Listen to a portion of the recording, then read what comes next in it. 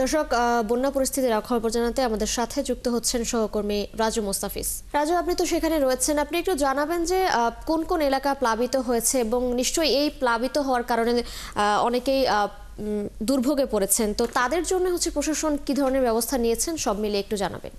ধন্যবাদ তিশা আপনাকে। আসলে কুড়িগ্রামে সকাল থেকে আজকে অবিরাম বৃষ্টিপাত হচ্ছে এবং এই বৃষ্টিপাত টানা কয়েকদিন থেকেই চলছে।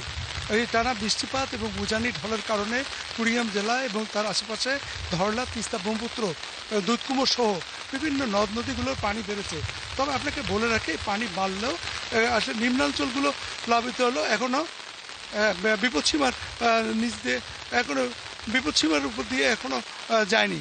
তবে এখানকার কৃষকরা বলছে তবজিৎ চরে যেগুলো তারা রোপা, আমন সব আগাম সবজি লাগিয়েছিল, এগুলো পানির নিচে তলিয়ে গেছে। তারা মনে করছে যদি এই আরও 2-3 দিন এই ধরনের পানি অব্যাহত থাকে বৃদ্ধি, তাহলে তাদের এই সবজি এবং ধান ক্ষেত নষ্ট হওয়ার একটি সম্ভাবনা রয়েছে।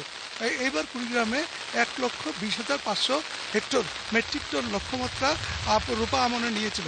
কিন্তু যেহেতু এবার বন্যা হয়নি, বন্যা না হওয়ার কারণে এবার 1,21,400 মেট্রিক হেক্টর জমির মধ্যে আবাদ করেছে। আবাদও এবার অনেক বেশি, কিন্তু কিন্তু এই আবাদের কারণে যেহেতু মানুষের পানি এখন যদি তলিয়ে যায়, তাহলে মানুষের যে দুর্ভোগটা আরও চরমভাবে পারবে। আপনি জানেন যে কুড়িগ্রাম জেলায় 16টি নদ নদী রয়েছে, 405টি চরদ্বীপ রয়েছে। এই চরদ্বীপগুলোতে যেহেতু নিম্নাঞ্চল, এইখানেই কৃষকরা প্রচুর পরিমাণে রোপা আমন লাগিয়েছে এবং সবজি ক্ষেত করছে। এখন তারা আতঙ্কিত হয়ে পড়ছে যে যদি এই বন্যাটি অব্যাহত হয়, তাহলে শেষ মুহূর্তে তাদের ধানের অনেক ক্ষতি হবে এবং ফলনের তারা বিপর্যয়ে পড়বে। কুড়িগ্রাম জেলায় সেই আবাদের পাশাপাশি যে এখন যেহেতু পানি বাড়ছে, এ কারণে ভাঙনও অব্যাহত রয়েছে। চরম ভাঙছে দুধকুমার এলাকার বামনডাঙ্গা, কুটিচর এলাকা এবং তিস্তাপাড়ের গতিয়াসাম এলাকা। গত দুদিনে এইসব এলাকায় প্রায় 10টি ঘরবাড়ি পরিবার সম্পূর্ণ বিলীন হয়ে গেছে। তারা এখন এসে এইসব পরিবার এখন চরম দুর্ভোগে পড়ছে। তারা খোলা আকাশে মানুষের বাড়িতে আশ্রয় দিচ্ছে। শুধু এই বৃষ্টির মধ্যে তারা পলিথিন টাঙিয়ে কোনো রকম জীবনটা অতিবাহিত করছে। মানুষের পাশাপাশি গবাদি পশুগুলোরও চরম দুর্ভোগ হয়েছে। আপনাকে বলে রাখি যে আমি ত্রাণের অফিসের সাথে কথা বলেছি। তারা আমাকে বলেছে যে আসলে এখনও যেহেতু পানি বিপদসীমার উপরে যায় নাই, তারপরেও তারা সমস্ত প্রস্তুতি নিয়ে রেখেছে যে তাদের প্রচুর খাদ্য মজুদ রয়েছে, যে যদি বন্যা হয় ওইসব এলাকায় তারা এই খাবারগুলো পৌঁছাবে। এবং আপনাকে যে ভাঙনের কথা বলছি, এই ভাঙনের কারণে বিভিন্ন জমির ক্ষেত এবং স্কুল, ক্লিনিক সহ রাস্তাঘাট সব কিছুই এখন ভাঙনের মুখে পড়েছে। সবচেয়ে ক্ষতিগ্রস্ত হয়েছে গতিয়াসাম এলাকা।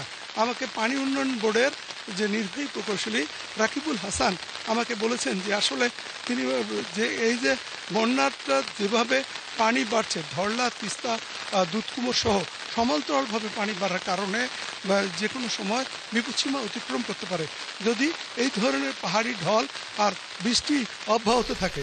পাশাপাশি তিনি আরও বলেছেন যে ভাঙন কবলিত মানুষের জন্য এ পর্যন্ত তারা বিভিন্ন স্থানে ব্লক, জিও ব্যাগ সহ বিভিন্ন ফেলছে, যাতে মানুষের ভাঙন রোধে অব্যাহত থাকে। আপনাকে আরেকটি কথা বলে রাখি যে আসলে এই যে বন্যা, এবার যে বন্যা হয়নি, এই বন্যা না হওয়ার কারণে মানুষের যে অবস্থাটা সৃষ্টি হয়েছিল, কিন্তু শেষ মুহূর্তে ধানের এই যে বন্যা যদি হয়, তাহলে মানুষের যে ক্ষতিটা হবে, এই ক্ষতিটা পুষিয়ে উঠতে পারবে না বলে জানিয়েছেন আমাকে অনেক মানুষ। আমি এই মুহূর্তে ধরলা নদীর পাড়ে আছি, এখানে দেখছি যে আশেপাশে।